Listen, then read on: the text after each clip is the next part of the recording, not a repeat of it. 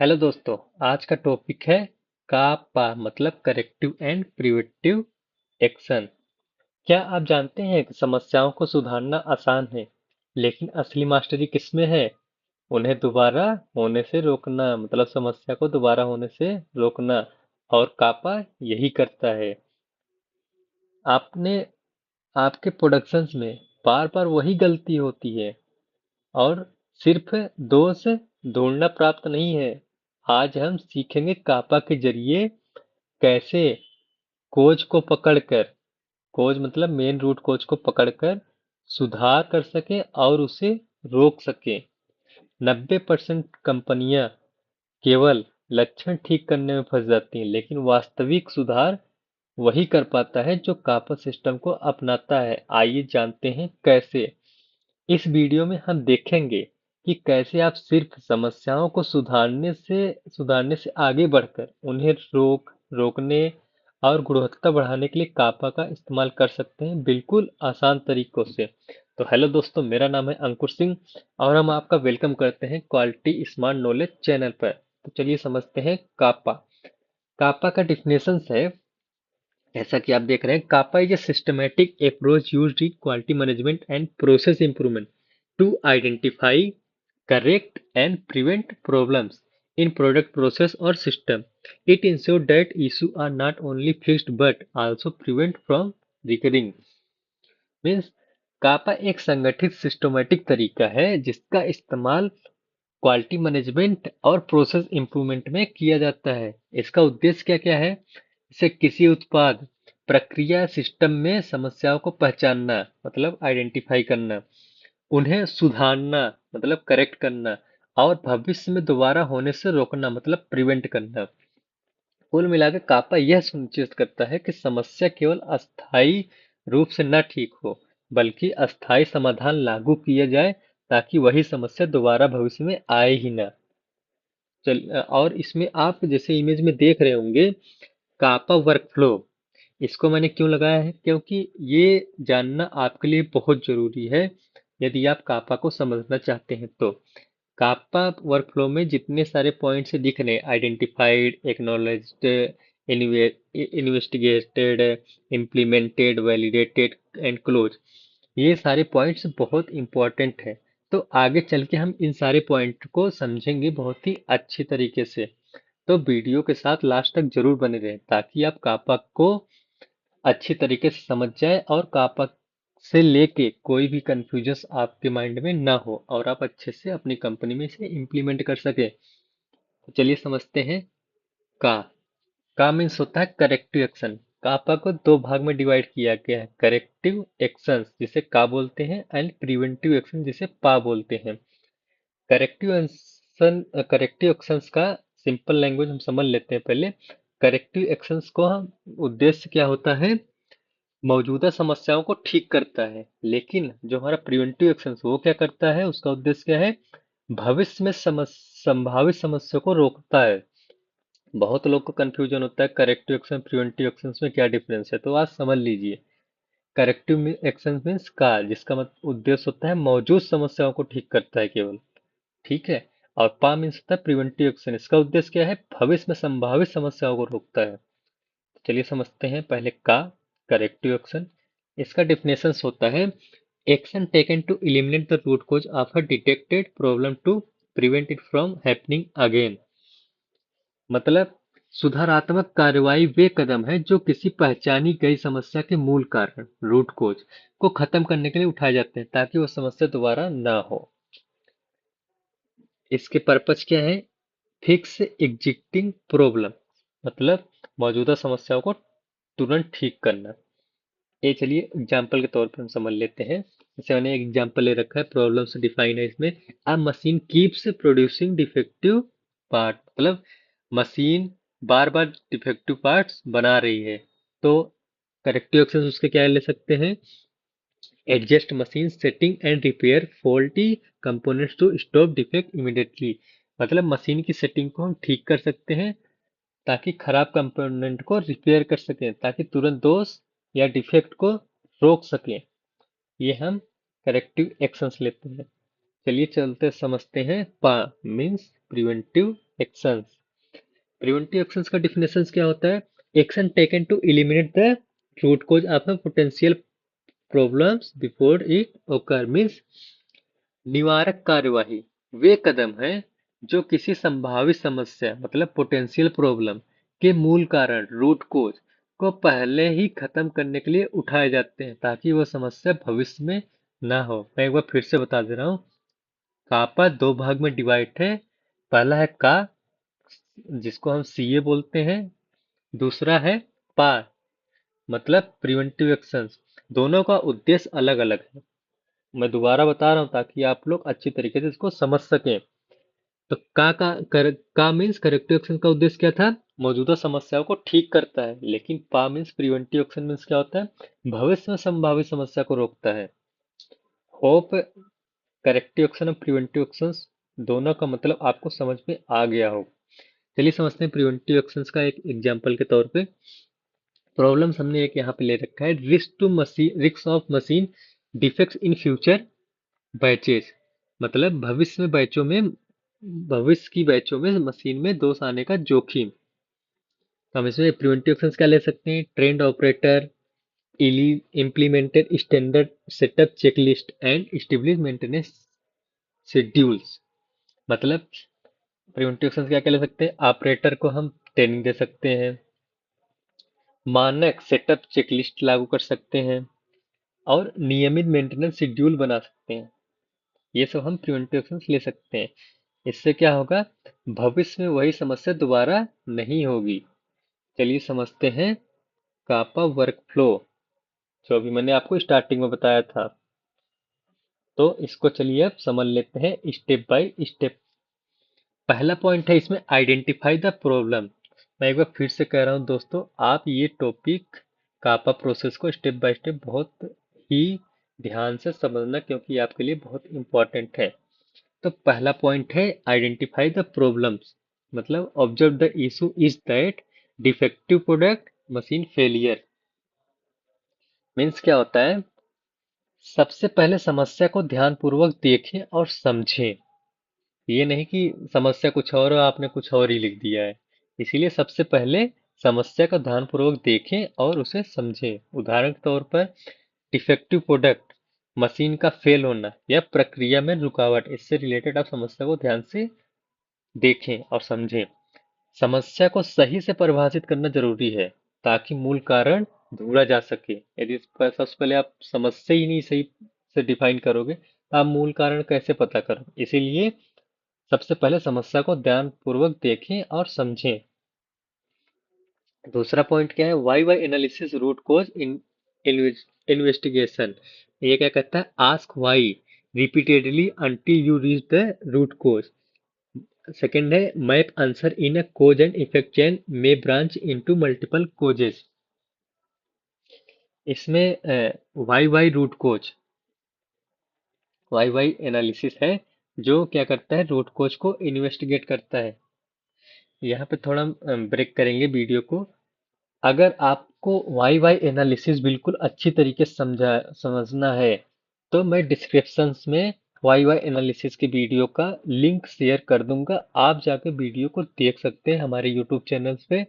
हमने वहाँ Y analysis को बहुत विस्तार तरीके से और बहुत ही आसानी तरीके से समझा रखा है। आप उस वीडियो को जरूर देखें। मैं लिंक डिस्क्रिप्शन में वाई एनालिसिस का दे दूंगा। तो चलिए समझ लेते हैं ये क्या कहता है वाई एनालिसिस। समस्या के मूल कारण रूट कॉज तक पहुंचने के लिए बार बार क्यों पूछे, मतलब क्यों क्यों पूछते रहें जब तक मूल कारण आपको ना मिले। मूल कारण किस चीज का ना मिले? समस्या का। और हर उत्तर का कारण और प्रभाव श्रृंखला काज एंड इफेक्ट चैन में रखें। ये नहीं कि आप पहला वाई का आंसर कुछ और आ रहा है, दूसरे वाई का आंसर कहीं और से आ रहा है और दोनों एक दूसरे से मैच ही नहीं कर रहे। इसीलिए हर उत्तर का कारण और प्रभाव श्रृंखला मतलब काज एंड इफेक्ट चैन में ही रखें। कभी कभी यह शाखाएं ब्रांच वाली पेड़ जैसी संरचना बन सकती हैं, क्योंकि एक समस्या के कारण कई कारण हो सकते हैं। सही बात है ये। यदि कोई भी इश्यू है तो कभी कभी यह शाखाएं मतलब कभी कभी यह इशू बड़ी पेड़ जैसी संरचना बन सकती हैं क्योंकि एक समस्याओं के कई कारण हो सकते हैं। यह स्टेप यह सुनिश्चित करता है कि केवल लक्षण सिम्टम्स नहीं बल्कि असली कारण पकड़ा जाए। केवल ऊपर ऊपर के रीजंस नहीं। इसका मतलब ये है, वाई वाई एनालिसिस क्या करता है कि जो इश्यूज के असली कारण है उसको पकड़ता है ये, वाई वाई क्वेश्चन करके। चलिए समझते हैं नेक्स्ट पॉइंट, जो कि है डिटरमाइन करेक्टिव एक्शंस। ये क्या कहता है, fix the current problem based on the root cause. Next example, repair machine, adjust setting, replace faulty component.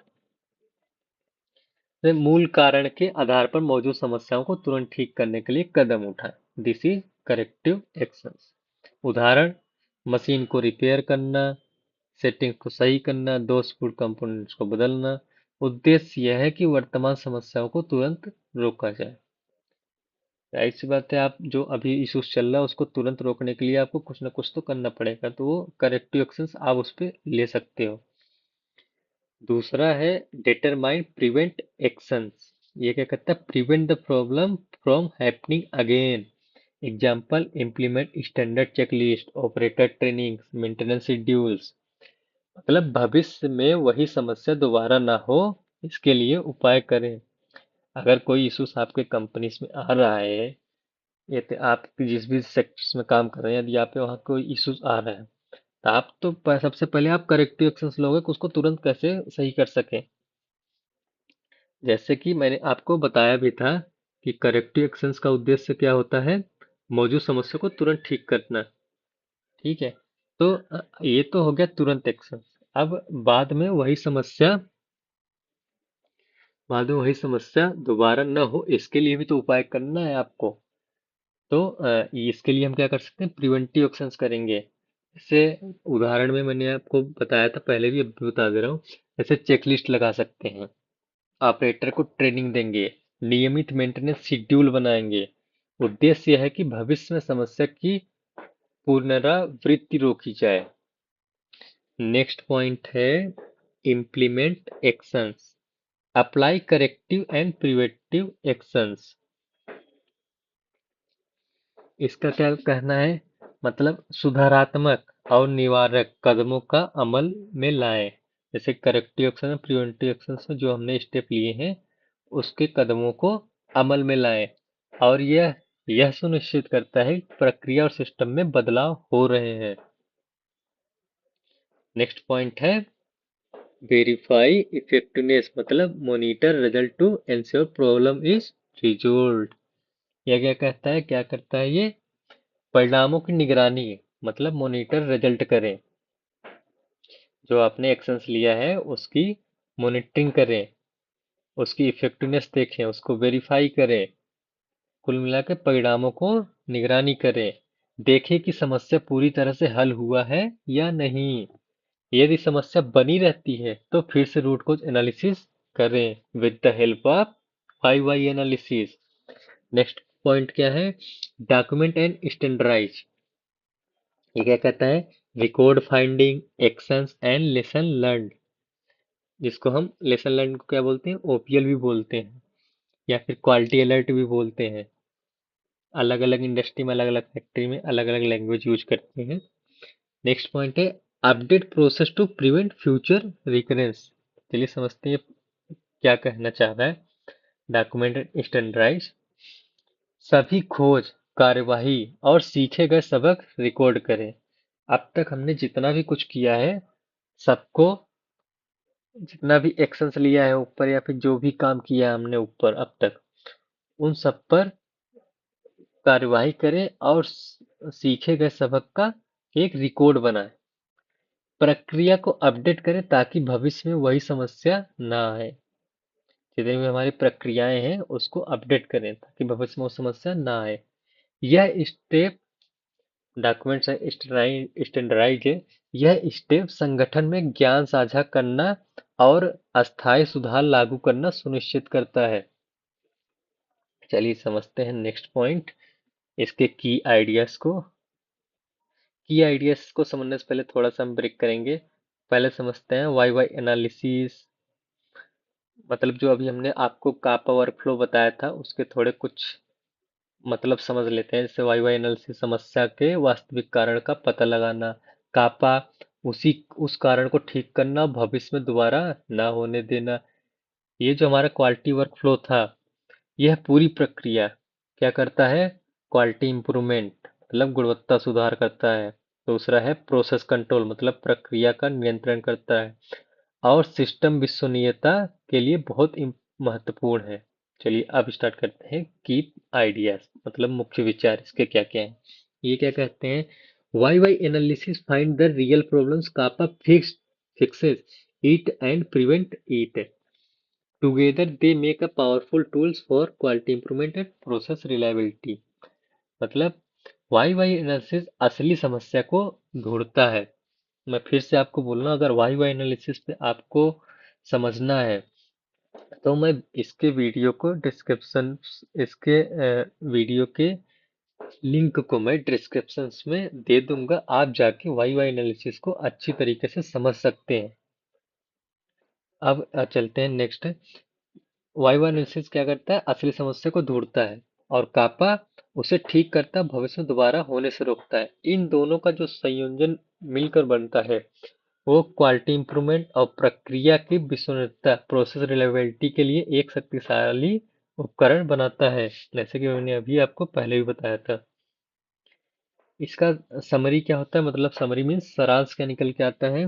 Kappa is critical for quality improvement, process reliability and compliance with standard like ISO 9001, FDA regulations for automotive standards. By addressing both current issue and potential risk, organized can reduce defect, improve safety and increase customer satisfaction. क्या है चलिए समझ लेते हैं आसान तरीके से। कापा गुणवत्ता सुधार मतलब क्वालिटी इंप्रूवमेंट, प्रक्रिया की विश्वसनीयता मतलब प्रोसेस रिलायबिलिटी, और मानकों मतलब स्टैंडर्ड, जैसे ISO 9001, FDA नियमावली, FDA रेगुलेशंस या ऑटोमोटिव स्टैंडर्ड्स का पालन सुनिश्चित करने के लिए बहुत महत्वपूर्ण है। यह वर्तमान समस्याओं और संभावित जोखिम, पोटेंशियल रिस्क दोनों को संबंधित करता है, जिससे संगठन क्या होते हैं? दोष कम करता है, मतलब डिफेक्ट कम कर सकते हैं इससे। सुरक्षा मतलब सेफ्टी बढ़ा सकते हैं। ग्राहक संतुष्टि मतलब कस्टमर सेटिस्फेक्शन बढ़ा सकते हैं। कापा अपनाने से संगठन लंबे समय तक अस्थायी सुधार और विश्वसनीयता हासिल कर सकते हैं। चलिए समझते हैं की प्रिंसिपल ऑफ कापा, मतलब कापा के मुख्य सिद्धांत। पहला पॉइंट है फोकस ऑन रूट को, जस्ट नॉट जस्ट सिम्टम्स, मतलब केवल लक्षणों पर नहीं बल्कि मूल कारणों, रूट कोज पर ध्यान दें। जैसे समस्या के असली कारण को पहचानें और ठीक करें, केवल दिखाई देने वाले लक्षणों को सुधारना पर्याप्त नहीं है। जो हमारा असली समस्या है उसे पहचान कर ठीक करना, ये हमारा सॉल्यूशंस है। नेक्स्ट पॉइंट है be systematic and documented for traceability, मतलब संगठित, सिस्टमैटिक और दस्तावेजीकृत, डॉक्यूमेंटेड हो। मतलब हर कदम को रिकॉर्ड करें ताकि भविष्य में उसका पता लगाया जा सके और प्रक्रिया को ट्रेस करने के लिए योग्य हो। तीसरा पॉइंट क्या है? Use data and evidence to validate effectiveness, मतलब प्रभावकारिता का डेटा प्रमाण एविडेंस से सत्यापित करें। मतलब क्या कहना चाहता है? सुधारात्मक और निवारक कदम सही काम कर रहे हैं या नहीं, इसे आंकड़ों और सबूतों के आधार पर जांचें। ऐसे नहीं करना है कुछ भी। आपने जो करेक्टिव एंड प्रिवेंटिव एक्शंस लिए हैं वो सही काम कर रहे हैं या नहीं, इसे सबूतों के आधार पर जांचें। थर्ड पॉइंट ये कह रहा है।